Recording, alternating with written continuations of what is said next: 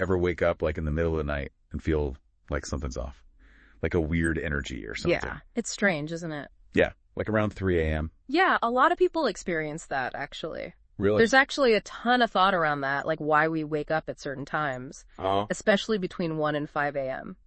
Okay, so that's what we're diving into today. That's right. We've got some research articles that explore like the meaning behind waking up at specific hours in the night. Yeah, fascinating stuff. They even bring up some like biblical parallels, which is pretty interesting. It is. It really adds another layer to it all. Okay, so where do we even begin with all this? Well, the articles point out this connection between waking up and our REM sleep cycles. Oh, right.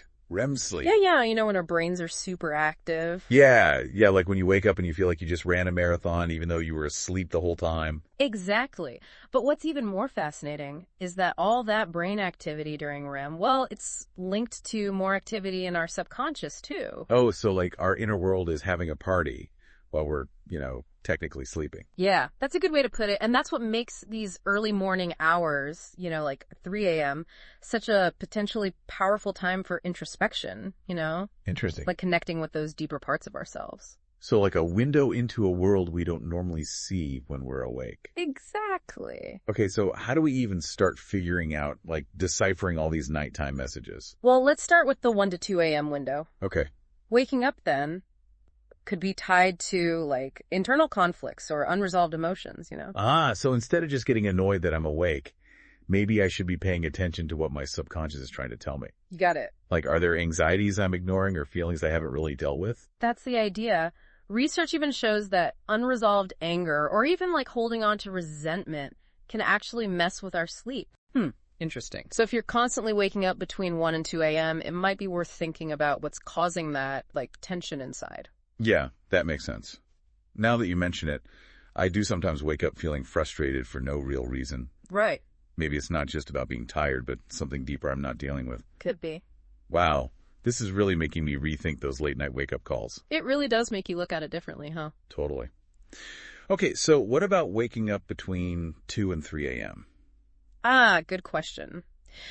So while those emotional things we talked about can still play a role, that hour might be more about vulnerability. Vulnerability, okay. Yeah, like highlighting potential imbalances in our physical or mental state. So less about anxieties and more about overall well-being. Exactly. Some research even suggests that waking up then could be linked to like our circadian rhythms and our body detoxing naturally. This time is often associated with the liver, which, filters toxins from our blood. The liver, wow, never thought about that in relation to sleep. Makes sense though, right? Our bodies do a lot of their repair work while we sleep. Right. Okay, so waking up between 2 and 3 a.m. could be like my body telling me to pay more attention to my physical health. It's definitely a possibility to consider. And, it's not just physical. In traditional Chinese medicine, they believe the liver is tied to our emotions too, especially anger and frustration. Oh, wow. So it could be either or both. It could be, yeah. So waking up at that time could also mean you need to like process and release those feelings. So it's like our bodies are giving us a nudge to take care of ourselves, both physically and emotionally. And this is pretty fascinating. Okay, but what about that hour of the gods thing? Oh, you mean waking up between 3 and 4 a.m.? Yeah, the one some people think is a bit spooky. Right. That's where things get a bit more spiritual. The idea is that at that time, the line between the physical and spiritual worlds is like really thin. Okay, so not like literal gods, but more of stronger connection to something bigger than ourselves. Yeah, exactly. Of course, it gets a bit subjective here. But lots of people say they feel more intuitive, more creative, or even more spiritually aware when they wake up then. Interesting. Like our subconscious mind is more open to, insights and inspiration from something deeper. That is intriguing. I can see how it could be a bit jarring for someone who doesn't, believe in that kind of stuff. It definitely can be, especially if you suddenly wake up with all this energy or emotion, it can be overwhelming. But what if, instead of being afraid of it, we see it as an invitation? An invitation. Yeah, like an invitation to explore that connection, that deeper part of ourselves. I like that.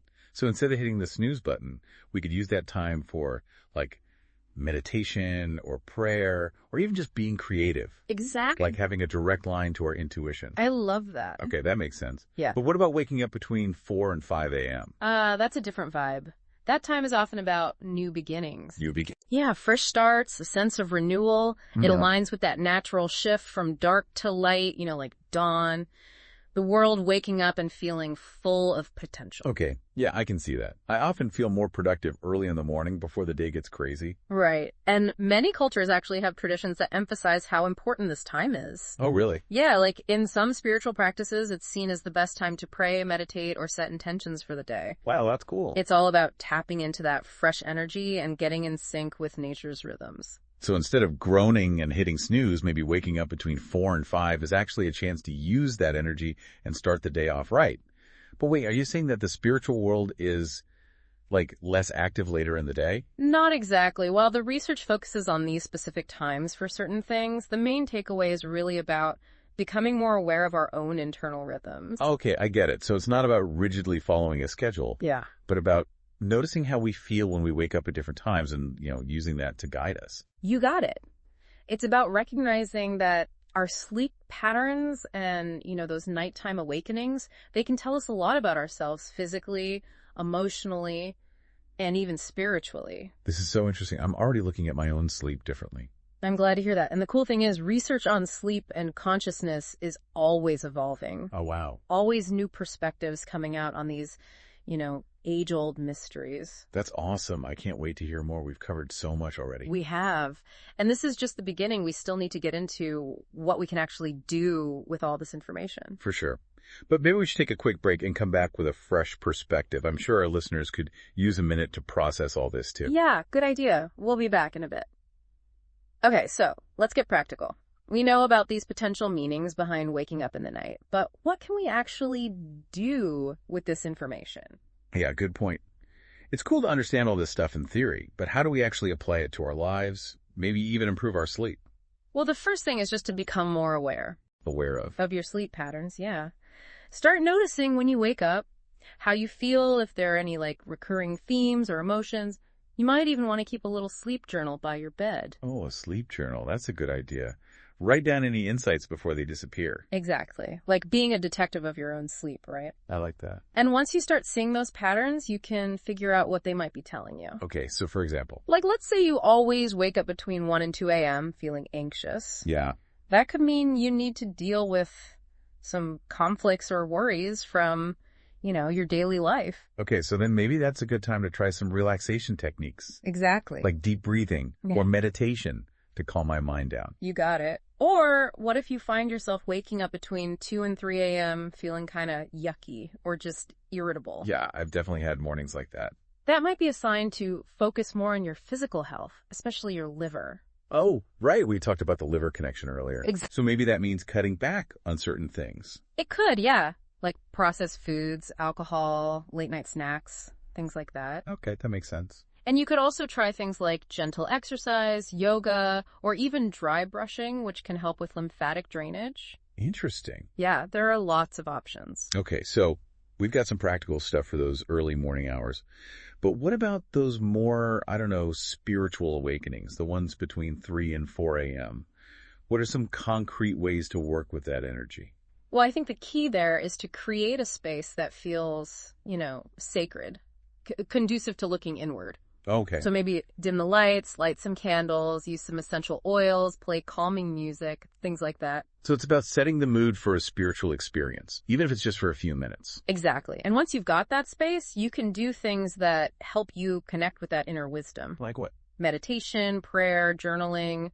Some people find intuitive drawing or painting really helpful. Yeah, I bet that would be especially powerful for creative types. Yeah, it's amazing what can come out when you allow yourself to explore those deeper parts of yourself. And even if you're not really into spirituality, that time can still be great for self-reflection. Just getting to know your subconscious better. I've always been kind of curious about dream interpretation. Oh, yeah. Yeah, but I've never really tried it. Maybe these early morning hours when those dream images are still fresh could be a good time to try and figure them out. Absolutely. Keeping a dream journal is a great place to start. Just write down anything you remember, even if it doesn't make sense. I bet that takes some discipline. It can, but it's worth it. It can help you unlock those hidden messages. Yeah, I like that. Unlocking hidden messages. Mm-hmm. This is giving me so much to think about. It's like we have this amazing tool for self-discovery, but we often just ignore it. We see those nighttime awakenings as annoyances. It's true.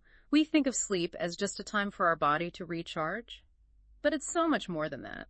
It's time for our mind and spirit to process things, to heal, to connect with those deeper levels of awareness. Right. And by paying attention to those little messages, those nudges, we can understand ourselves so much better. Yeah. And understand our place in the world better.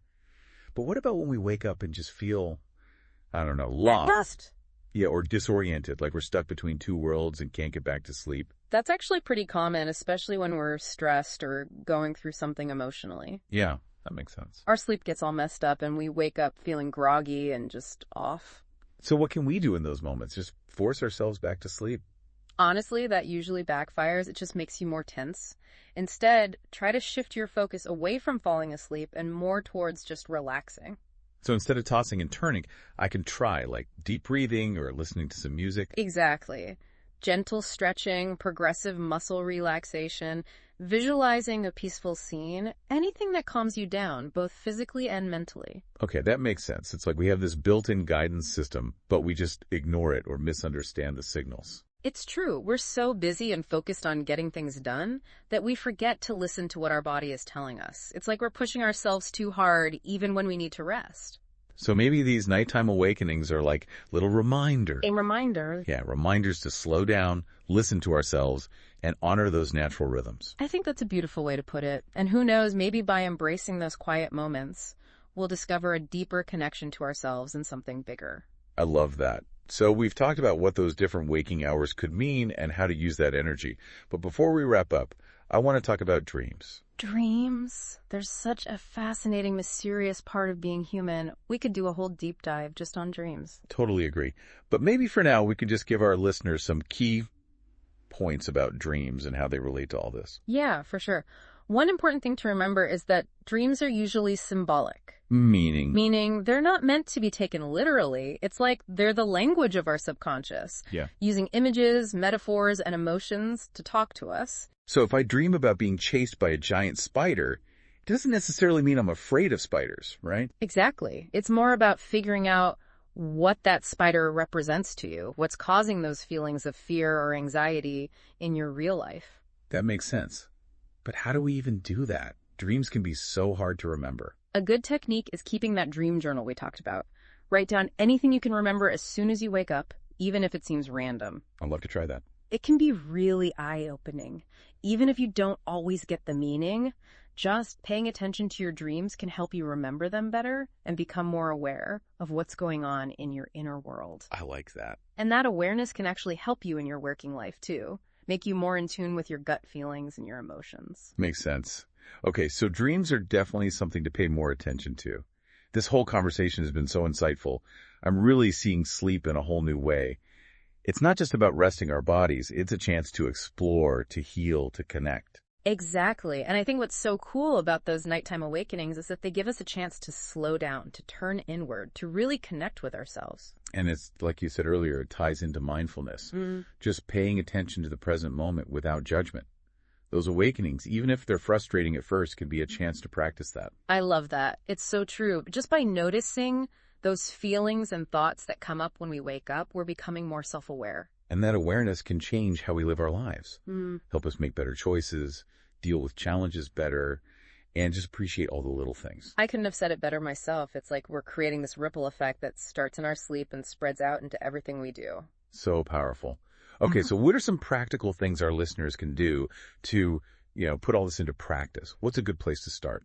Well, one simple but effective thing is to create a bedtime ritual, something that helps you transition from the busyness of the day to a more relaxed state.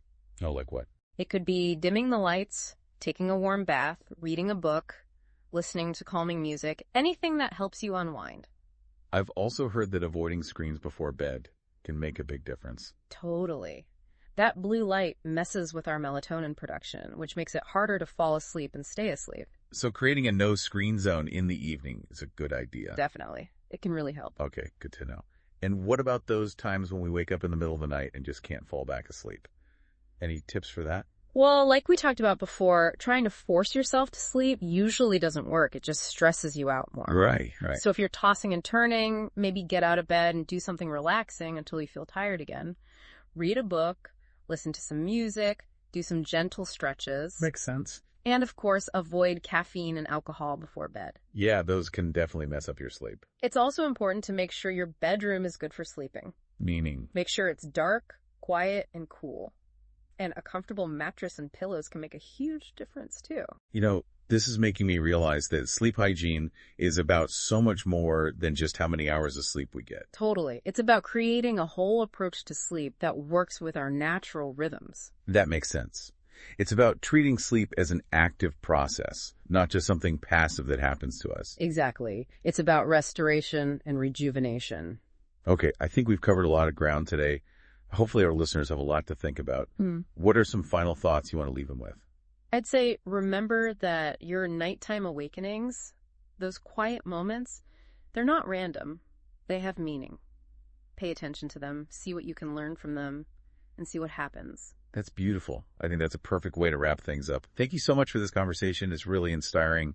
I'm excited to pay more attention to my own sleep and see what I can learn. It's my pleasure. And to our listeners, sweet dreams. And may your nighttime awakenings bring you lots of self-discovery. It's wild, right? Like, we can actually use these nighttime awakenings to understand ourselves better. Yeah, absolutely. It really is about shifting how we think about them. Instead of getting all annoyed, we can see them as, like, opportunities. Exactly. It's like they're a compass, pointing us towards greater self-awareness. Ooh, I like that.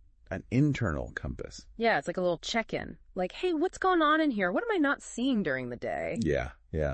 Not just problems, but maybe those times when our intuition's strong or we feel super connected. Exactly. Those are powerful moments. Like waking up at 3 a.m. with a sudden burst of creativity. Totally. Or finally understanding something that's been bugging you.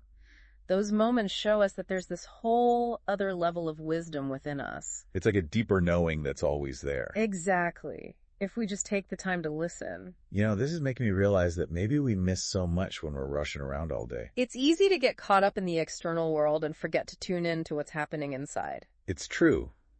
But these nighttime awakenings force us to slow down. Yeah, to turn inward and reconnect with ourselves. And it's like this whole thing ties into mindfulness, right? Being present in the moment without judgment. That's a great point. Even if we're annoyed at first, these awakenings can be little mindfulness exercises. Just notice what's happening, the feelings, the thoughts. Exactly. It helps us understand ourselves better. And then that awareness can help us in our daily lives. Totally. Make better choices, handle things better, even appreciate the little things more. So powerful. Okay, so how can people actually integrate this into their lives? Where should they start? Well, a good starting point is a bedtime ritual. Something that helps you wind down after a busy day. Oh, like what? Anything relaxing, dim the lights, take a bath, read a book, listen to music. I've heard avoiding screens before bed can really help too. Absolutely. That blue light messes with our sleep. So a no screen zone before bed is a good idea. For sure. And if you wake up in the middle of the night and can't fall back asleep, Yeah, what then? don't try to force it. Right, it just makes it worse. Yeah. Get out of bed, do something relaxing until you feel tired again. Read, listen to music, stretch. Exactly. And avoid caffeine and alcohol before bed. Those are the worst. And make sure your bedroom is a good sleep environment. Dark, quiet, cool. Exactly. And a comfy mattress and pillows can make a big difference. This is really making me think differently about sleep hygiene. It's more than just getting enough sleep. It's about creating a whole sleep routine that works for you. Exactly. It's about working with our natural rhythms, treating sleep as an active process of recovery. Well, I think we've given everyone a lot to think about today. Any final thoughts? Remember that your nighttime awakenings aren't random. There's something there. Pay attention to them, learn from them, and see where it takes you. That's a great way to put it. Thanks so much for this conversation. I'm feeling really inspired to pay more attention to my own sleep and see what I can learn. It's been my pleasure. Sweet dreams to all our listeners, and may your nighttime awakenings lead you to amazing self-discovery. This has been The Deep Dive. We'll be back next week with another fascinating topic to explore. Until then, sleep well.